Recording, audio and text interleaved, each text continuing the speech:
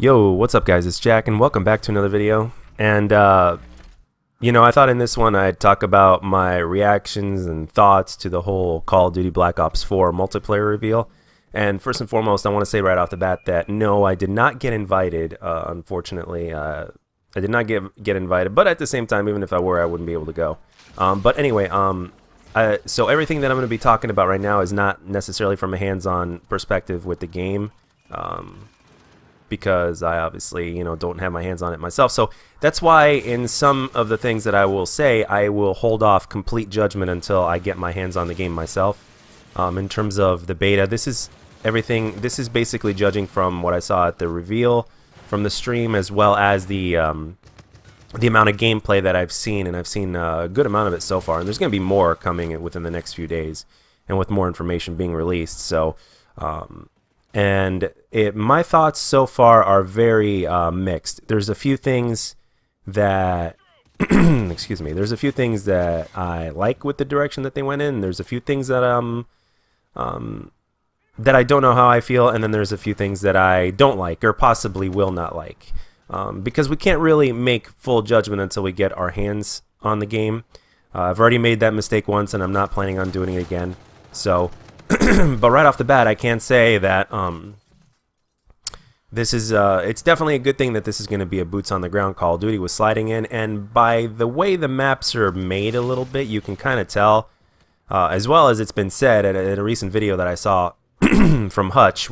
Basically what he said was that yes, they were toying around with advanced movement in the beginning of the development of the game. So I don't know, maybe maybe the way some of the maps are built had a little something to do with that, but. For the most part, I will say right off the bat that the Call of Duty community is I think that we are going to experience some growing pains, and it's to be expected because, in all honesty, I mean, how many more times can Call of Duty do the exact same thing over and over and over again before it eventually dies and turns into nothing, and before the community finally gets tired of it and says, you know what, we're just gonna play different games now or whatnot. But just from seeing all the gameplay that I've seen and all the information that was released and everything, it seems like they have enough of the base Call of Duty formula in there to keep it feeling like Call of Duty. Like I've been from the videos that I've seen, I mean, the game looks and seems like it plays like Black Ops 3, but except it's boots on the ground, and there's going to be sliding in there as well. So and from the gameplay, it definitely looks fast paced, so that's definitely a good thing. But with a couple of the things that they've implemented or brought back or altered, there's a few things that I'm being very speculative about. And it also seems like to a certain degree that they're kind of forcing competitive play on pub players a little bit. Like for instance, you can only pick one of the specialists. It's going to be 5v5 first of all, so it's not going to be 6v6 anymore. It's going to be 5v5, and you can only pick the one specialist that that is left. Like for instance, you can choose which specialist you want, but like let's say somebody else chose Seraph, but you want to play Seraph as well, you can't do that, and that's pretty understandable, especially if you want to keep the balance, because the game is all about balance. So I could definitely understand and respect that. But there has to be limitations here and there. But at the same time, to me, that just says like. Even though they're doing it with good intentions, it says to me that it's like, okay, we're going to force you to play this way. So, and that's where the health comes into play. You can actually step back and basically your health doesn't regenerate on its own. You have to kind of do it yourself, which makes gunfights seem to be more to last a little bit longer, which is fine by me, because I prefer the better man to win the gunfight as opposed to the person that just got lucky.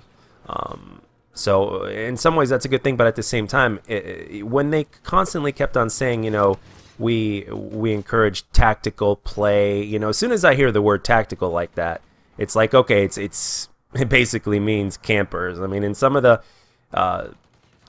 ways, and some of the things, like I saw this one specialist, he was basically running around with a riot shield, and he can bring it down whenever you fire at him. He gets more points. It's like.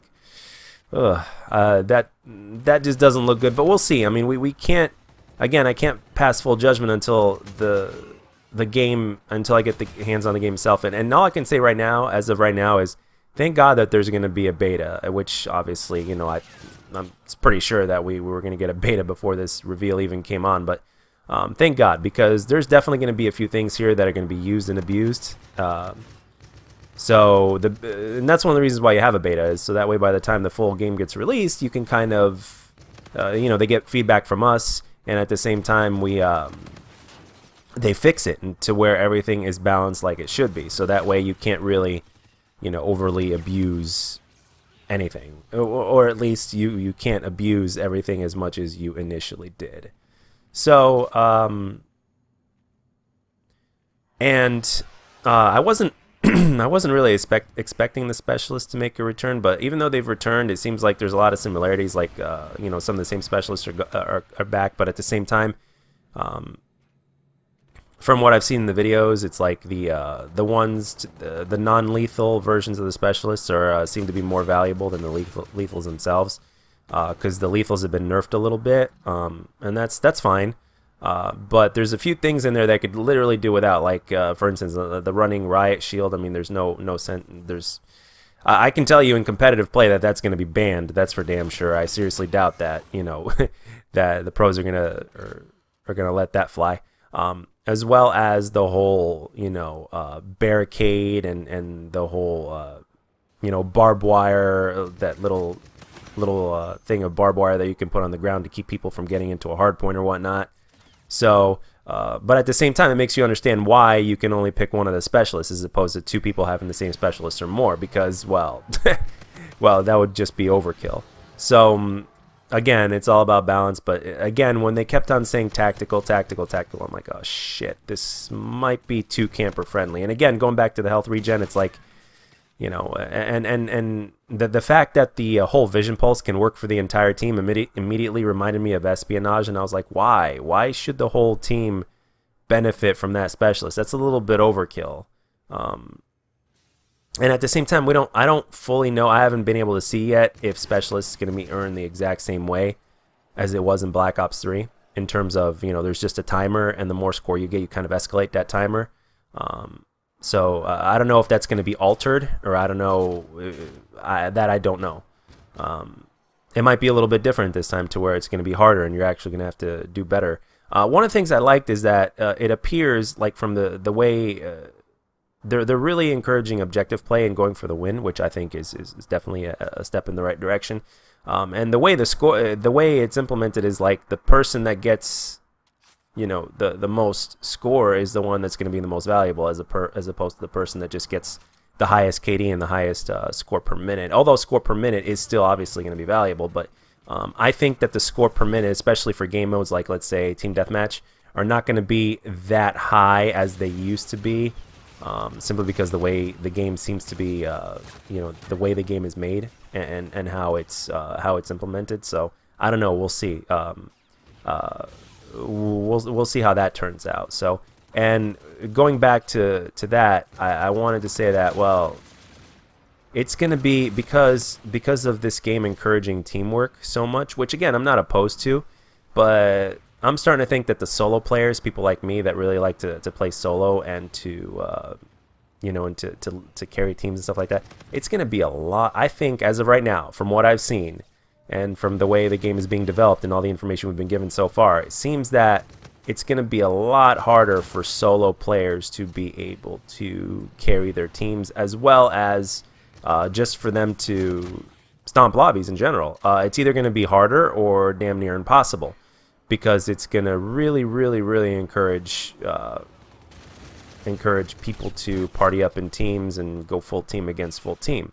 Again, nothing wrong with that, but at the same time, you know, what about those players that like to play by themselves? And obviously, you know, the more popular thing is always gonna win. And most people, a lot of people do like to play Call of Duty with friends, whether it's a party of 2 or a party of 3. There's even those parties that like to play that are really good players, but they like to party up and just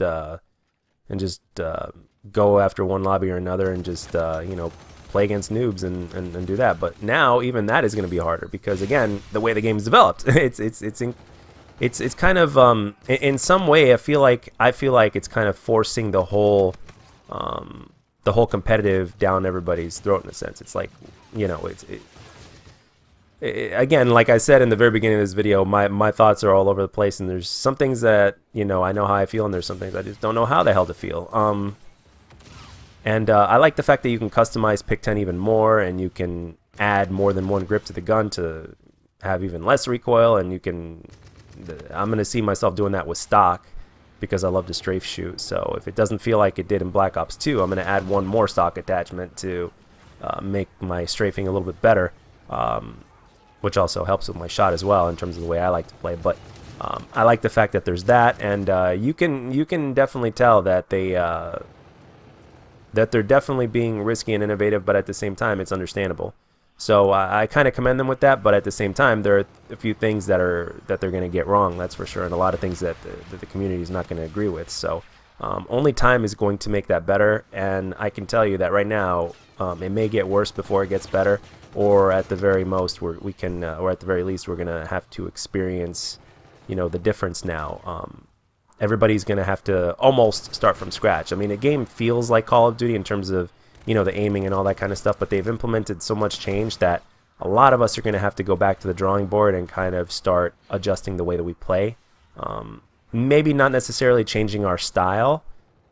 So if you're an aggressive player, you can still be an aggressive player, but at the same time, there's going to have to be some adjustments. For instance, we're going to have to get used to playing against full teams, which could be aggravating if you're a solo player. And the thing is, for the people that are going to want to play solo, what are they going to do? They're going to go into free-for-all. So you're going to see a lot of players in free-for-all, so even free-for-all lobbies are going to be sweaty.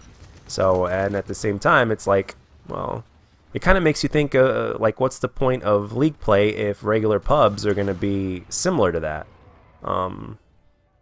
So at the same time, I don't know what to feel about that. Like, I've stated in one of my previous videos that I'm open to change, very open to change. But at the same time, you can't change too much. So I can't really say whether or not, in my point of view, that is the case until I get my hands on it. So, but right now, my mind is going like, they're like basically like at the very edge of either falling over or just barely staying on and just keeping things interesting enough to maybe gain a new audience, as well as hopefully keeping a lot of the audience that has been loving Call of Duty for the last, I don't know, 7 to 10 years or so.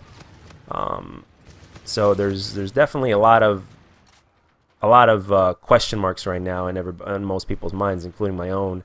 But from everything I've seen so far, there's a lot to like, and at the same time, a lot to be speculative of. And the thing is, we have to remember that we're also watching players that are aggressive players that generally like to rush for the most part. So we haven't been watching too many people that, you know, that don't like to rush play this game. So, you know, it won't be until beta time to where we can legitimately have a good feel for the game and whether or not this game is going to be the success that it hopes to be, from the audience perspective, from us, the consumer, as well as them, as well as what they're trying to do. So, and from the competitive point of view as well. So I don't know. And yes, I will be briefly talking about Blackout for a minute, because I'm sure some of you guys are asking about that, which is the Battle Royale mode for this game. And I really like what they said in terms of, because that's how I want it to be. Like I've mentioned that previously. Like I said, imagine the best, like a mixture of all the best Black Ops maps, all mixed into all one big map, and with all the weapons and stuff. And that's what Vaughn literally said. For the most part, in terms of discussing Blackout, we haven't seen gameplay yet. And another thing that I saw in a recent video, which makes sense as well, is that we don't know if it's going to be first person or not. It may very well be, or it might be both first and third person. I prefer first person, obviously. I don't know if it's going to be a deal breaker or not for me personally, but it has my attention, especially if it's going to be first person. And we're talking like, when he said the best maps and the best and your favorite weapons and all that, like, I was thinking like Raid, Standoff, Firing Range, Summit, just to name a few. You know what I mean? I was thinking of maps like that, you know, all rolled into one big ass map, and me running around my AN-94 mowing people down left and right. just to give you an example of what went through my mind. So,